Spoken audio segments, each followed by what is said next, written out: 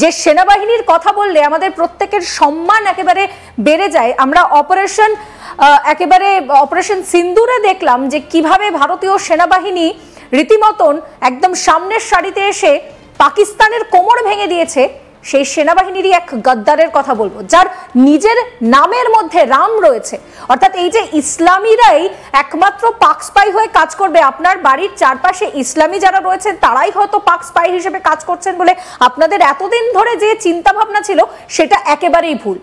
আজকে আপনাদেরকে এমন এক সনাতনীর কথা বলবো, তিনি একদিকে তো সনাতনী, তার নিজের নামের মধ্যে রাম রয়েছে, আবার তিনি সিআরপিএফ জওয়ান। এই সিআরপিএফ জওয়ান এমন একজন গদ্দার যিনি টাকা নিয়ে, একদম ঠিক শুনছেন, টাকা নিয়ে পাকিস্তানের কাছে সমস্ত গোপন তথ্য, আপনার দেশের গোপন তথ্য পাচার করে দিত শুধুমাত্র কটা টাকার বিনিময়ে। আর এই কাজটা যে সে আজকে থেকে করছে তা কিন্তু নয়, 2013 সাল থেকে এইভাবেই এই কাজ করছে।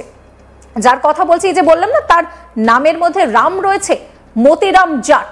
সেই মতিরাম জাট একজন সনাতনী হিন্দু, এবং সেই সনাতনী হিন্দু হয়েও সে এইভাবে পাকিস্তানের কাছে নিজের ইমামটাকে বিক্রি করে দিল। বিস্তারিত আপডেট নেব, আমার সঙ্গে এই মুহূর্তে আমার কলিগ শ্রেয়া রয়েছেন। শ্রেয়া, ঠিক কি জানতে পারছো? দেখো না, যে খবরটা আমরা জানতে পেরেছি এনআইএ এর সূত্র মারফতে, মতিরাম জাট বলে যিনি সিআরপিএফ এ নিযুক্ত ছিলেন, তার বিরুদ্ধে অভিযোগ যে 2023 থেকে কিন্তু সে পাকিস্তানের ইন্টেলিজেন্স অফিসারদের সম্পর্কে ছিলেন। এবং শুধু তাই নয়, যে ডিজিটাল এভিডেন্স এখন পাওয়া গেছে তা কিন্তু ডাইরেক্টলি ইঙ্গিত করছেন যে ফান্ডস ট্রান্সফারও কিন্তু হয়েছে। তো এই যে পুরো বিস্তারিত আমরা ঘটনাটা দেখছি, যেখানে কিন্তু শুধু মতিরাম জাট একমাত্র নয়, কারণ এখনো পর্যন্ত কিন্তু হরিয়ানা পুলিশ থেকে শুরু করে পাঞ্জাব পুলিশের সাথেও কিন্তু অনেক এরকম স্পাই এবং যারা দেশের আগেনস্টে বেসিক্যালি পিআইও যারা আছে তাদের ব্যাপারে জানা সত্ত্বেও তাদের সম্পর্কে ছিলেন, এবং একটা ন্যারেটিভ পুশের পুরো একটা ধাঁচে তারা পা দিয়েছিলেন। এই পুরো জিনিসে কিন্তু একটা ওভারঅল ইনভেস্টিগেশন চলছে। এনআইএ এর কিন্তু এই ইনভেস্টিগেশনটা পুরোপুরি মতিরাম জাট এবং এই সিআরপিএফ এর অফিসিয়ালকে নির্ধারিত করে, কিন্তু পুরো যদি মামলাটা আমরা সবকটা দেখি, এটা কিন্তু অত্যন্ত একটা গুরুত্বপূর্ণ বিষয়। ন্যাশনাল সিকিউরিটি ব্রিচ। আগে আমরা ভাবতাম যে শুধু তথ্য আদান প্রদান করলেই হয়, কিন্তু ন্যারেটিভ পুশ করে, সফট পাওয়ারকে এস্টাবলিশ করে কিরমভাবে একটা পাকিস্তানি আইএসআই নতুন মডেল তৈরি করছে, সেটাও কিন্তু এই প্রথমবার একটা কেস স্টাডির, বিভিন্ন কেস স্টাডির মাধ্যমে কিন্তু ধরে এসছে। শ্রেয়া, সেক্ষেত্রে দাঁড়িয়ে এই মতিরাম জাটের সঙ্গে পাকিস্তানের যে গুপ্তচর সংস্থা, তাদের ঠিক কি ধরনের লেনদেন হতো, কিভাবে তারা কাজ করতো? দেখো, মানে এখনো পর্যন্ত যেটুকু আমাদেরকে ইনফরমেশন দেওয়া হয়েছে সেটা কিন্তু ইনভেস্টিগেশনের কথা মাথায় রেখে অনেক ইনফরমেশন কিন্তু এখন কনসিল করা হচ্ছে। তার দুটো কারণ ফান্ড ট্রান্সফার কিন্তু আমরা সচরাচর দেখি ডাইরেক্ট সোর্সে হয় না, সেটা কিন্তু মাঝখানে অনেক শেল কোম্পানিজ ব্যবহার করা হয় বা অনেক ওয়েব ক্রিয়েট করে ফান্ড ট্রান্সফার করা হয়। কি যেহেতু ফান্ড ট্রান্সফারের ব্যাপারটা ইনভেস্টিগেশনের প্রথম আছে তুলে এসেছে, সেই জন্য সেই ইনভেস্টিগেশনটাকে ফুল প্রুফ করার জন্য বাকি ডিটেলস এখনো পর্যন্ত কিন্তু এনআইএর তরফ থেকে শেয়ার করা হয়নি। তবে আমরা অফিসিয়াল যা প্রেস রিলিজ পেয়েছি তাতে পরিষ্কার বলা হয়েছে 2023 থেকে মতিরাম জাট পাকিস্তানের পিআইও সম্পর্কে ছিলেন এবং ফান্ডসও কিন্তু তার মারফতে ট্রান্সফার করা হয়েছে। শ্রেয়া, আমরা এই পাক গুপ্তচর সংস্থার যদি একটুখানি গতিবিধিটা দেখি, যেটা খুব ন্যাচারালি দেখা যায় যে একটা ব্ল্যাকমেল করার টেন্ডেন্সি তাদের মধ্যে থাকে। তারা বেশ কয়েকটা দফায় এই কাজগুলো করে থাকে। তো কোথাও গিয়ে কি এই মতিরামকে ব্ল্যাকমেলও করা হতে পারে? সচরাচর কিন্তু শুধু ব্ল্যাকমেলের বিষয় এইবার উঠে আসছে না, কারণ অনেক কিছু ব্যাপারে যেটা আমরা বুঝতে পারছি যে প্রলোভন দেওয়া হয়, নয় তাদেরকে কিছু পার্কস দেওয়া হয়, স্পেশাল ট্রিটমেন্ট, এরম অনেক কিছু কিন্তু কারণ থাকে।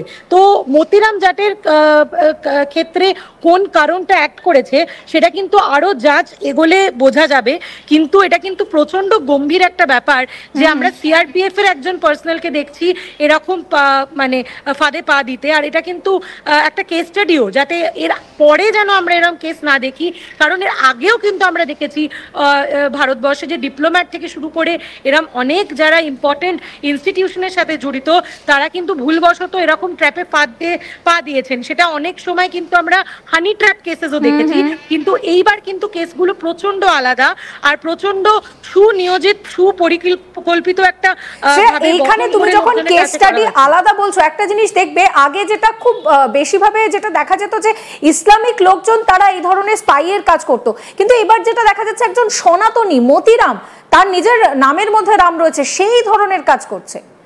এখানে কিন্তু ধর্মটা কোনো ব্যাপারই না। আমাদের আগে বুঝতে হবে যে এই ইনফরমেশন যারা আদান প্রদান করে তারা কিন্তু নিজেদেরকে একটা প্রফেশনাল এন্টিটি হিসাবে দেখেন, ধর্মীয় এন্টিটি হিসাবে নয়। সেই কারণেই কিন্তু এই ফাঁদে তারা পা দেন, এবং তার প্রথমত কারণ কিন্তু প্রলোভনই হয়। সেটা যে রকমের প্রলোভন হোক, তাদের যদি মনে হয় যে তারা কোনো বেনিফিট পাচ্ছে, তাহলেই কিন্তু তারা এইসব ফাঁদে পা দেন। মতিরামের ক্ষেত্রে কি এক্স্যাক্ট হয়েছিল সেটা আরেকটু যাচ এগোলে আমরা বুঝতে পারবো, কিন্তু যে ইনভেস্টিগেশনটা ডাইরেক্টলি পয়েন্ট আউট করছে সে কিন্তু একজন স্পাই নেটওয়ার্কের শিকার হয়েছেন এবং পাকিস্তানি ইন্টেলিজেন্স অফিসার্সদের সাথে কন্ট্যাক্টে ছিলেন। যাচ এগোলে বোঝা যাবে কি আদেও কি সে জেনে বুঝে কন্ট্যাক্টে ছিলেন কিনা, কারণ আমরা পাশাপাশি জ্যোতি মালোত্রার কেস দেখছি, সে কিন্তু পিআইওর সাথে জেনে বুঝে কন্ট্যাক্টে ছিল। মতিরামের ক্ষেত্রেও সেটা সেম কিনা সেটা যাচ এগোলে কিন্তু আমরা আরেকটু জানতে পারবো। শ্রেয়া, এখানে যখন তুমি বলছো যে মতিরাম জেনে বুঝে জড়িয়েছিলেন কিনা বা তিনি ফেসে গিয়েছিলেন কিনা, একটা জিনিস দেখো, তিনি তো নিজে সিআরপিএফ জওয়ান, তিনি প্রোটোকলটা জানেন। তিনি যদি, আমি মেনে নিলাম যে তিনি না বুঝেই সেখানে জড়িয়ে পড়েছিলেন, তিনি সাহায্য চাইতে পারতেন। দেখো, এরকম অনেক ক্ষেত্রে কিন্তু ব্ল্যাকমেলের পদ্ধতি এস্টাবলিশ করা হয়। তুমি যদি একবার কারোর সম্পর্কে চলে আসো, তাকে কোনো বেনিফিট দিয়ে থাকো, কোনো ফেভার দিয়ে থাকো, সেটাকে কিন্তু লং টার্ম করার জন্য এইসব নেটওয়ার্ক বহু রকম টেন্ডেন্সিজ ইউজ করে। আমরা তো আগে অনেকবারই দেখেছি যে কিভাবে ব্ল্যাকমেল করা হয়, তাদের পার্সোনাল ডিটেলস বা সেই সব জিনিসপত্র জানার মারফতে সেইগুলোকে ইউজ করা হয়। মাঝে মাঝে লোকের এটাও ভয় থাকে যে সে তার চাকরি হারাতে পারে। তো এই সকল পরিস্থিতি কিন্তু মনে হয় কোথাও গিয়ে মতিরামের কেসে কাজ করেছেন, এবং এটা জানা প্রচন্ড ইম্পর্টেন্ট যে কি টাইপের ইনফরমেশন তিনি শেয়ার করতে সাকসেসফুল হয়েছে। কারণ এই যে অপারেশন সিন্দুর এবং পেহেলগামের পর যে ইন্দো পাকিস্তান কনফ্লিক্ট, তারপর কিন্তু আমরা দেখতে পাচ্ছি যে আমাদের তাবর এজেন্সিরা প্রচন্ড বেশি সিরিয়াস হয়ে কিন্তু এরকম মানে যে কটা স্লিপার সেল বলো বা এরকম যারা লুকিয়ে আছে পাকিস্তানি আইএসআই এর জন্য স্পাই নেটওয়ার্কে কাজ করছে, তাদের সবাইকে কিন্তু অ্যারেস্ট করছে। এটাও বলা কিন্তু গুরুত্বপূর্ণ না। আমরা অনেক সময় ভাবি যে এখন কি করে জানতে পারলো আমাদের এজেন্সি, এতদিন ধরে কেন কিছু করেনি। এটা কিন্তু সেটা নয়। এজেন্সিরা কিন্তু প্রথম দিন থেকে র্যাডারে রাখে, তারা দেখে যে কতদূর কেউ এগোচ্ছে, সেই পরে কিন্তু পরিস্থিতি বুঝে অ্যারেস্টিং হয়। কারণ আমি এটা বলছি, কারণ জ্যোতি মালোত্রার কেসে কিন্তু আমরা পরিষ্কার যা শুনেছি ইনভেস্টিগেটিভ এজেন্সিসদের কাছ থেকে, যে প্রথম দিন থেকে সে র্যাডারে ছিল। এই মুহূর্তে যেহেতু কনফ্লিক্ট পরিস্থিতি এসছে, ভারতের ন্যাশনাল সিকিউরিটির কথা মাথায় রেখে তাকে অ্যারেস্ট করা অত্যন্ত জরুরি ছিল। সেই পরিস্থিতি গিয়ে কিন্তু তাকে গ্রেপ্তার করা হয়েছিল। শ্রেয়া, এই যে মতিরামের কথা আমরা এই মুহূর্তে জানতে পারছি, তার ফ্যামিলি ব্যাকগ্রাউন্ড বা সে কোথায় থাকতো এই সম্পর্কে কিছু জানতে পারছো? এখনো পর্যন্ত কিন্তু আমাদের কাছে খুব বেশি ডিটেলস মতিরামের বিষয় আসেনি। যেটুকু আমাদেরকে প্রেনায়ের প্রেস রিলিজের মারফতে আমাদের জানানো হয়েছে